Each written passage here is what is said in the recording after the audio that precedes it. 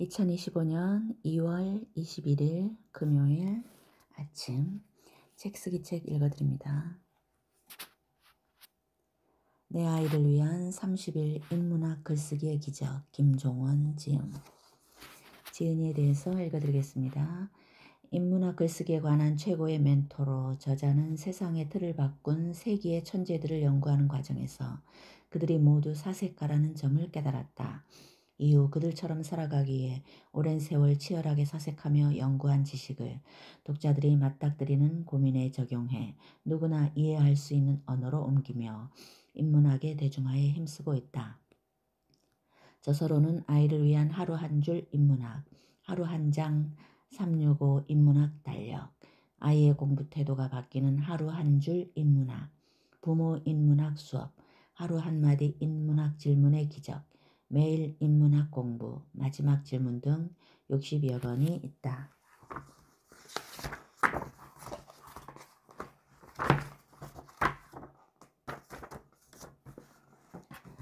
프롤로그를 읽어드리겠습니다. 아이의 모든 인생은 글쓰기로 결정된다. 조금은 도발적인 제목이라고 생각하는 분들도 계시겠지요. 아이의 인생이 글쓰기를 통해 결정된다고 하니 말이죠. 우리는 왜 글쓰기를 배우려고 하는 걸까요? 여러분이 이름만 들어도 알만한 페이스북 창업자 마크 저커버그와 애플의 창업자 스티브 잡스, 한글의 지성, 한국의 지성 이어령 선생과 투자자 워런 버핏까지 한 시대를 이끄는 세계의 지성과 각 분야의 대가들도 인생에서 글쓰기 능력을 매우 중요하게 생각했습니다. 이들에게 앞으로의 세상을 제대로 살기 위해 가장 필요한 능력이 무엇이냐라고 물으면 대부분 단 하나, 글쓰기 능력을 뽑았을 정도였으니까요.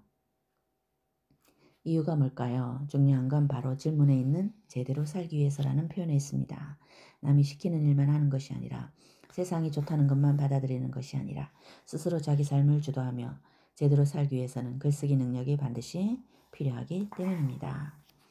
지난 30년 이상 글을 쓰며 제가 발견한 최고의 글쓰기 비법이 담긴 30일 인문학 글쓰기의 기적은 그저 글을 잘 쓸 수 있는 방법만 전하는 데 그치지 않습니다.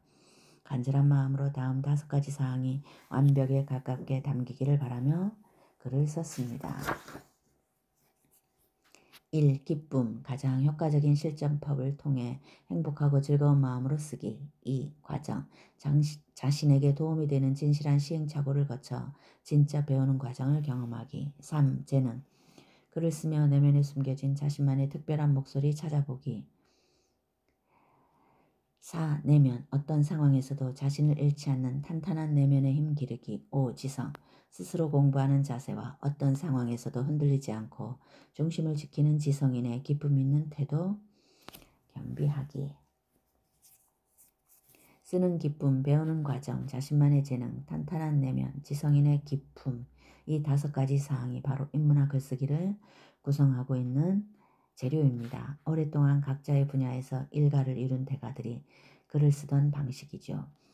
글을 쓴다는 것은 자신을 쓰는 일입니다. 그래서 고대 그리스 시절의 소크라테스에서 시작한 인문학 글쓰기를 제가 여러분에게 소개하는데 30년이라는 시간이 필요했답니다. 시간을 아무리 투자해도 전혀 아깝지 않은 가치 있는 일이었으니까요. 글을 쓰는 과정은 단순히 텍스트를 종이에 쓰는 것만을 의미하지 않습니다. 자신이 매일 일상에서 마주하는 수많은 상황에서 무언가를 배우고 때로는 실패하며 내면에 조금씩 접근해 그동안 몰랐던 자신의 재능과 가치를 발견하는 일이기도 하기 때문입니다. 그 과정이 아름다워진다면 우리는 아이에게서 스스로 진리를 추구하는 자세와 어떤 상태에서도 변질되지 않는 지성인의 기품 있는 삶을 기대할 수 있게 됩니다. 이 책이 바로 사랑하는 우리 아이들에게 그런 기적을 선물하는 아름다운 순간이 될 것입니다. 글을 쓴다는 것은 그리하여 아이의 삶이 가장 아름답게 바뀐다는 것은 얼마나 소중한 일인가요? 우리는 지금 모두 그 앞에 섰습니다. 뒤로 물러서지만 않는다면 이 모든 것은 여러분과 아이가 곧 맞이할 미래입니다.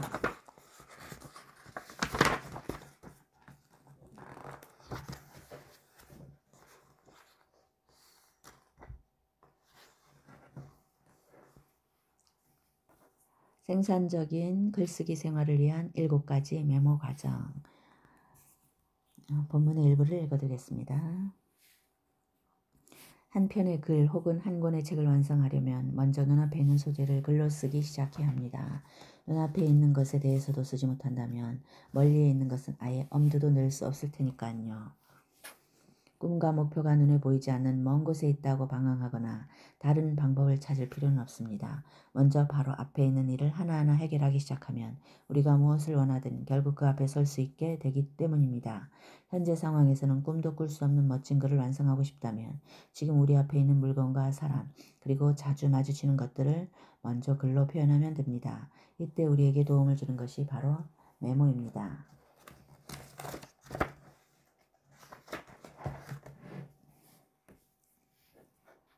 그렇게 메모를 시작한 후에는 쓸데없는 것을 하나하나 지우며 배제하고 정말 중요한 몇 가지만 남기는 과정이 필요합니다. 이것이 바로 생산적으로 메모하는 사람의 습관입니다. 그 과정을 순서대로 다음 7가지로 정리했으니 아이에게 필사하게 해주세요. 행복한 메모 생활에 도움이 될 겁니다. 1. 주변에서 일어나는 모든 이야기를 메모하자. 2. 타인을 향한 비난의 소리는 지우자. 3. 지루한 표현이나 식상한 이야기도 지우자. 4. 욕설이나 과장된 이야기는 진실한 언어로 수정하자. 5. 확인하지 못한 이야기는 더 확인해서 수정하자. 6. 다른 사람의 의견은 최소한으로 남기자. 7. 모든 내용을 나만의 소리로 바꾸자. 가장 중요한 건 뭘까요? 맞아요. 1번. 주변에서 일어나는 모든 이야기를 메모하는 것입니다. 무언가를 써야만 수정도 할 수 있으니까요. 메모의 가치를 아이에게 알려주세요. 누군가가 쓴 글을 그대로 적는 필사도 물론 중요하지만 자신이 본 느낌을 적는 메모 역시도 자연이 알려준 하나의 필사라고 생각할 수 있으니까요. 메모는 자연을 필사하는 행동이다 라는 글을 아이와 함께 필사하며 그 가치를 가슴에 품는 것도 좋습니다.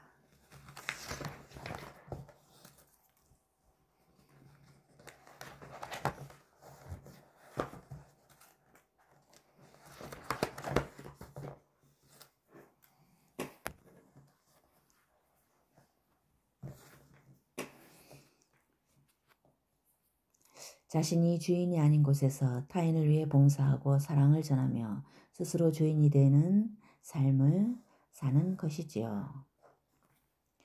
주변에 이상하게 글감이 사라지지 않고 계속 나오는 사람들이 있지요.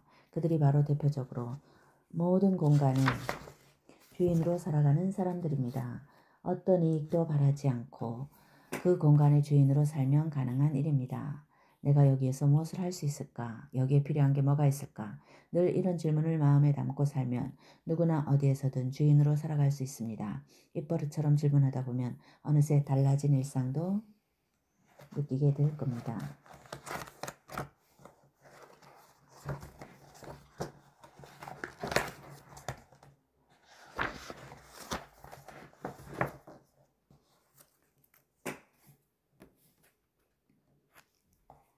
경탄은 인간이 무언가를 보며 할 수 있는 가장 지적인 탄성이지요. 아이가 경탄이라는 표현을 자주 사용하게 하면 기품 있는 언어를 통해 일상의 시선과 태도까지 아름답게 바뀔 것입니다.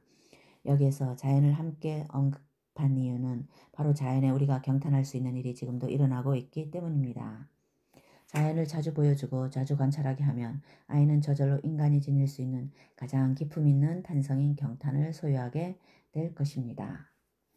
또 하나는 느낌표를 썼다가 지운 후에 마침표를 찍고 다시 느낌표를 찍은 행위 그 자체의 가치입니다. 글은 쓰고 끝나는 것이 아니라 최선의 형태, 즉 내가 본 느낌에 가장 가까운 형태로 만들어질 때까지 수정하고 또 수정해야 하는 끝없는 작업입니다. 이처럼 무언가 하나에 대한 애정을 느끼며 경탄을 했다면 최소한 며칠을 관찰하며 그것을 제대로 표현하려는 시도를 해야 합니다. 관찰이란 결국 집중력의 승부이고 누가 더 오랫동안 눈을 돌리지 않고 지켜볼 수 있느냐가 더 좋은 결과를 낼 수 있는 기준이 되기 때문입니다. 스스로 정의한 명사가 글의 내용을 더욱 풍부하게 해줍니다. 우리는 누구나 글쓰기에 꼭 필요한 다음 2가지를 가지고 있습니다. 하나는 바로 경험이며 나머지 하나는 그 경험에 대한 자신만의 느낌입니다. 글쓰기는 결국 자신의 경험과 그 경험을 떠올릴 때 나타나는 자신만의 느낌을 적는 일입니다. 그렇게 생각하면 조금은 수월하게 자신의 이야기를 쓸 수 있지요. 저는 그 과정을 나만의 명사 만들기라고 부릅니다. 자, 그럼 4단계로 구성된 나만의 명사 만들기의 구체적인 방법을 알아볼까요? 1. 30단어 중 하나 선택하기. 2. 떠오르는 느낌 쓰기. 3. 아이의 생각을 통제하지 않기. 4. 범주 만들기.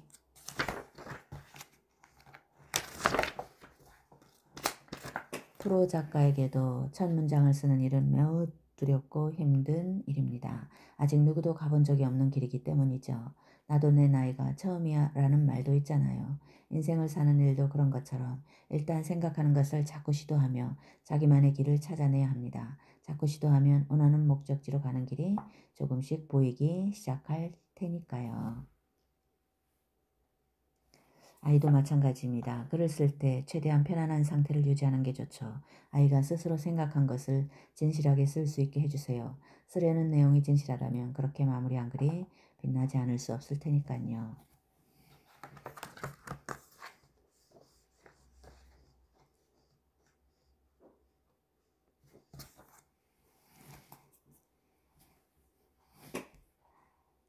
결국 하나의 글을 완성하는 아이는 능력이 뛰어난 아이가 아니라 글 쓰는 것을 포기하지 않은 아이라는 사실을 기억해주세요. 에필로그를 읽어드리겠습니다. 왜 인문학 글쓰기인가? 저는 평생을 글쓰기와 함께 살았다고 해도 전혀 무리가 없을 정도로 삶의 조각이 온통 글쓰기로 가득합니다. 매년 2권 이상의 책을 쓰며 지금까지 총 60권 정도의 책을 낸 것을 대단하게 생각하실 수도 있지만 사실 그건 글쓰기를 통해 얻은 조각의 하나일 뿐입니다. 제가 다녔던 수많은 직장들 역시 분야는 모두 달랐지만 글쓰기 능력 덕분에 성과를 낼 수 있었습니다. 또한 20년 넘게 지속한 다양한 분야에서의 강연 역시 글쓰기에서 시작한 활동이었습니다. 논술학원에서 입시생들에게 논술과 언어 영역을 가르칠 수 있었던 것도 마찬가지로 글쓰기 능력 덕분이었고요. 생각해보면 우리를 둘러싼 거의 모든 일에는 글쓰기가 많은 부분을 차지하고 있습니다. 아무리 근사한 생각을 해도 그것을 글로 쓰지 못하면 주변에 전파할 수가 없기 때문입니다. 써야만 자신의 영역을 확장할 수 있죠.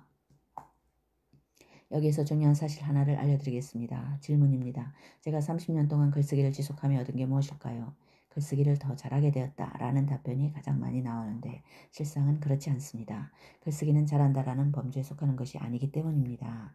제가 지난 30년 동안 글쓰기를 하면서 얻은 것은 제가 생각한 것과 가장 유사한 글을 쓸 수 있게 되었습니다. 라고 말할 수 있습니다. 누구든 생각한 것 이상을 글로 쓸 수는 없습니다. 우리가 글쓰기를 배우는 이유 역시 생각을 그대로 표현하기 위해서입니다. 매우 중요한 사실입니다. 또한 그것이 제가 강조하는 인문학 글쓰기의 핵심이자 궁극적인 지향점이기도 합니다. 일상에서 오해가 생기는 이유 역시 생각을 글로 제대로 표현하지 못해서 일어나기 마련이니까요.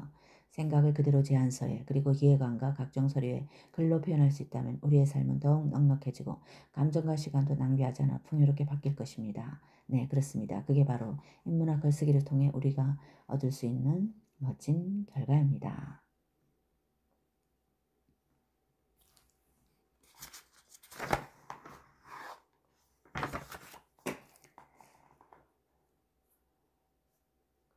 나는 글을 쓰지 않고 살고 싶은데 글쓰기가 필요 없는 곳에서 살면 되지 이렇게 생각하며 글쓰기를 외면할 수도 있습니다. 하지만 주변을 보면 잘 아시겠지만 쓰지 못하면 아무것도 해낼 수 없는 시대는 앞으로 더욱 가속도를 내며 질주할 것입니다. 특히 비대면 시대에 들어서며 우리는 예전보다 훨씬 더 많은 비율로 메시지나 메일 등의 글을 써서 소통하고 있습니다.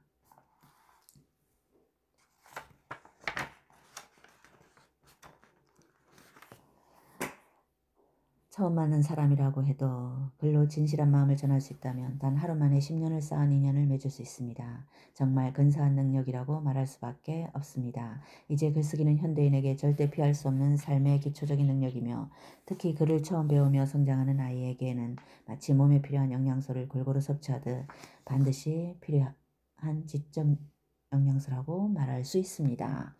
인문학 글쓰기를 통해 자신만의 세계를 창조할 수 있고 또 그렇게 자신만의 세계를 창조한 아이는 모든 것을 주도하며 근사한 인생을 살아갈 수 있겠지요.